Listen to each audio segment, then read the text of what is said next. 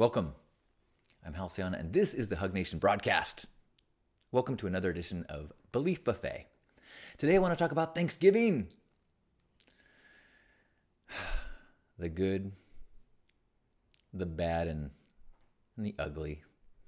Is it okay to celebrate Thanksgiving? Is it okay to love Thanksgiving? Is Thanksgiving no longer something that can be thought of with fondness, or can be an opportunity to gather with revelry and joy? It's tough. I think there are two things that we can use this Thanksgiving time for. If you are not in the US, you may not know that Thanksgiving is a yearly holiday at the end of November where we celebrate giving thanks. That, good. The history of the holiday, not so good. It began, at least according to the stories that we are told in elementary school and as we grow up, is a celebration of coming together of Native people and the Pilgrims as they feasted and helped one another out in the early days of living together in harmony. But the truth is, it's a far more complicated story. And the history of the Western treatment of Native peoples, of indigenous tribes in the United States is horrific. And so it is important, I think, one aspect of this time, this Thanksgiving focus, is to revisit those stories, revisit the naivete that we were raised with, revisit the truth. Not the truth that was written by the victors, but the more balanced recollections of how the Native people were treated, the oppression, the mass killings, the stripping of culture, the horrific displacements, the deceit. It's horrific. It's terrible. I don't have the words for it, but it is important to go back and really understand that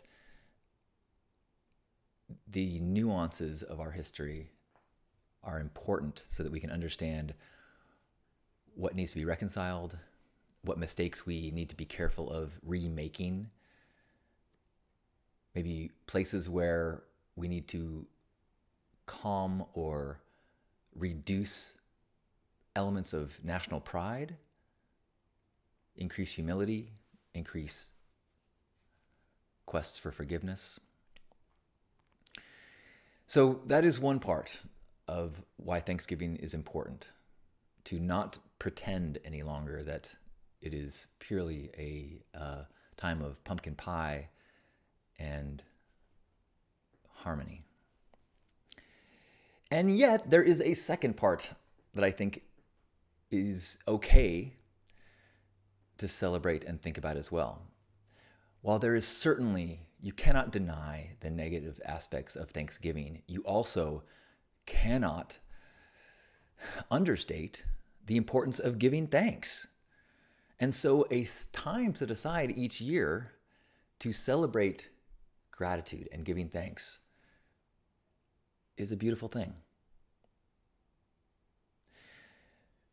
Many of us have personal memories of family time, of coming together, of eating, of breaking bread, of abundance. So if we can step away from the historical Thanksgiving and slip into a focus on gratitude, there is still so much to be gained from this holiday experience. When I was younger, I was so enamored with Thanksgiving because it didn't have any of the Hallmark-y negativity. It didn't feel like it was an excuse to get us to buy things. You know, it was a time to get together with family, to focus on gratitude.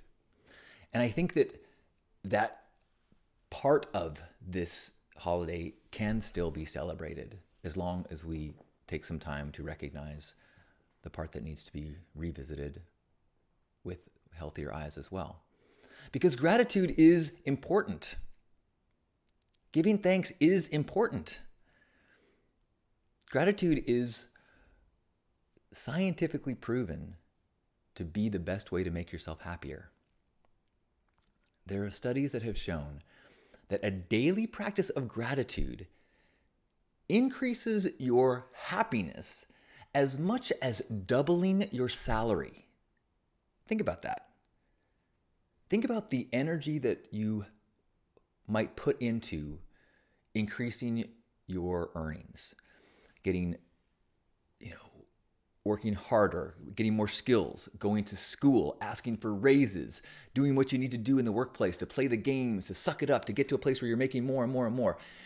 If you doubled your salary, that would be as effective to your baseline happiness as a daily gratitude practice. Let that sink in. And gratitude is more than just good for your pocketbook. Gratitude is good for your dealing with stress. It is good for your immune system.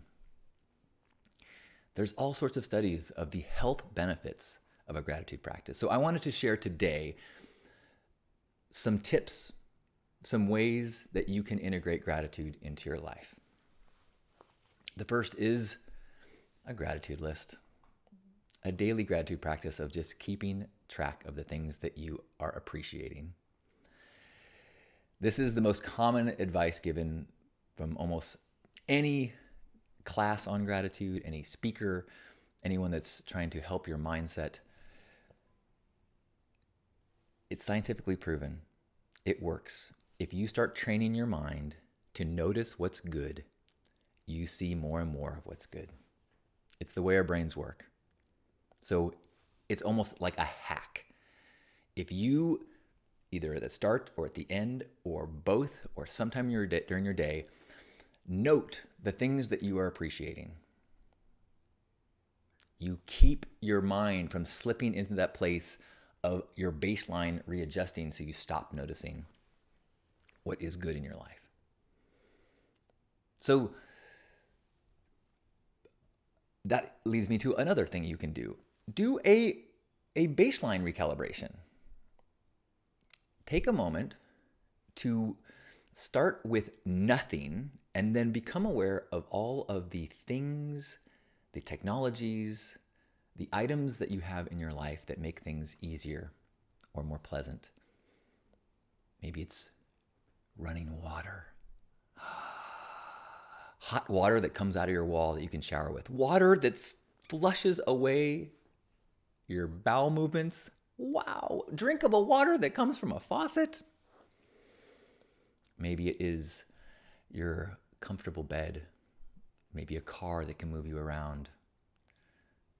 I mean, when you start from zero, you will start to realize that you have this insane world of bounty that you are probably not even noticing on a daily basis.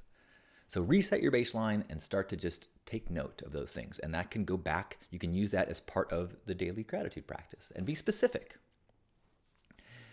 Another deeper one in the same kind of vein is do a body scan.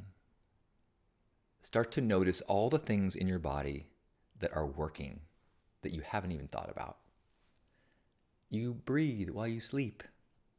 Your eyesight, your eyes are converting light into images, which then you are making thoughts about.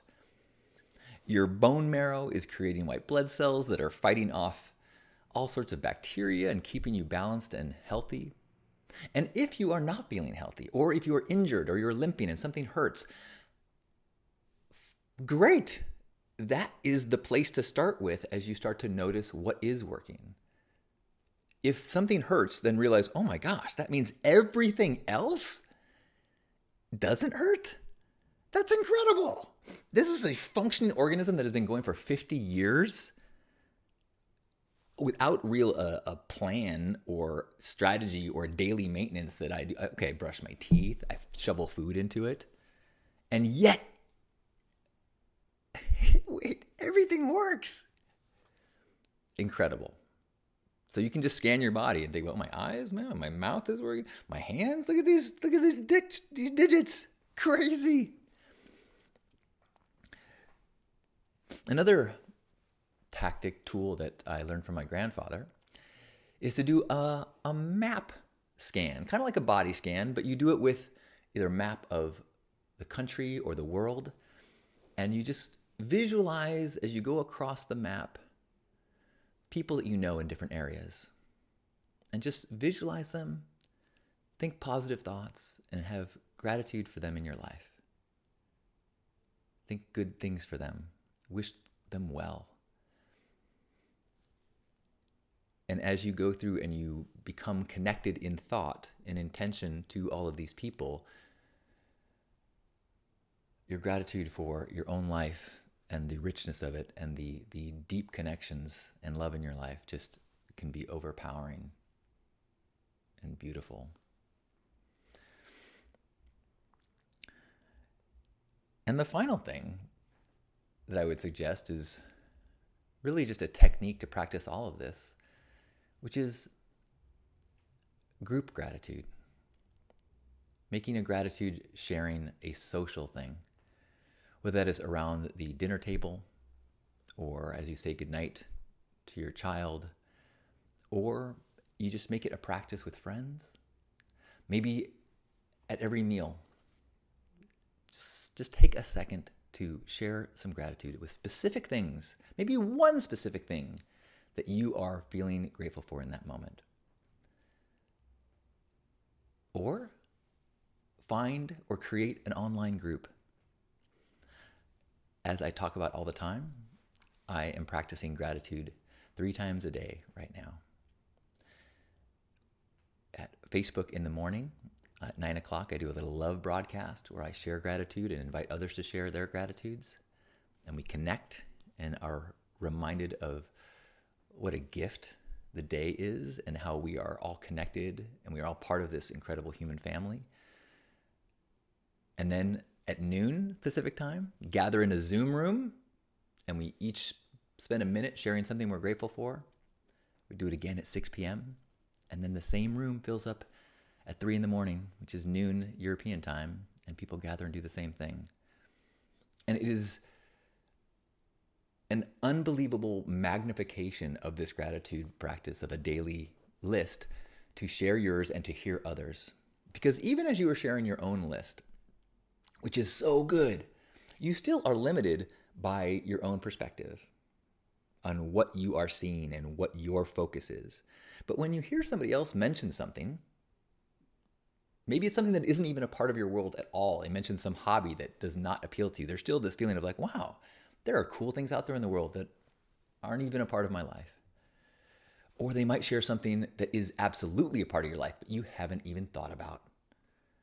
Some relationship, some food, some activity that they are going to do. And you're like, oh my gosh, that's right. I used to do that too, or I can do that, or I've got that coming up.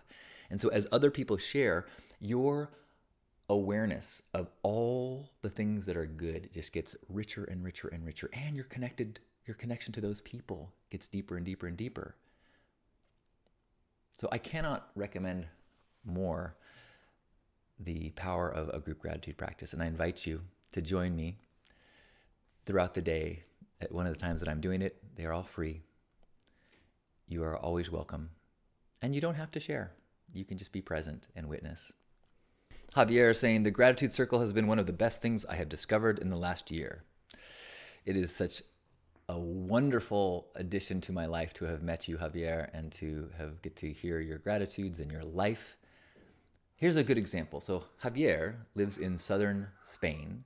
He runs a facility that uses horses and therapy and works to improve the horses' lives and humans' lives as they go through therapeutic situations and find these interspecies connection of love and growth. How amazing is that? Now, I didn't know this was a thing. I didn't know he was a person. I didn't know any of these things. But because of this shared gratitude, I get to experience the light coming out of this life across the world. And it becomes something that makes me grateful too. And as I share it here, perhaps something that makes you grateful too. That's powerful. So as we are approaching the week of celebration of Thanksgiving in this country, let's take some time to revisit the parts of that celebration that need to be relearned, need to be remembered correctly, that need to be reconciled. And let's also take time to remember the power of giving thanks, the power of gratitude, the very real tool that we have at our disposal to make our lives better, to make our health better, to make our finances better. This is not a woo-woo trick.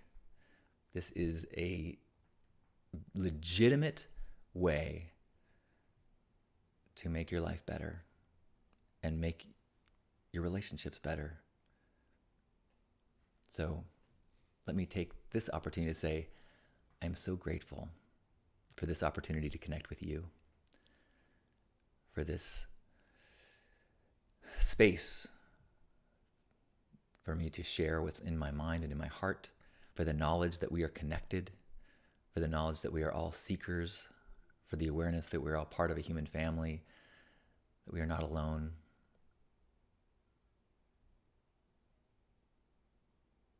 I'm so grateful for you. I'm so grateful for this life. Thank you for being here. Happy Thanksgiving. I love you.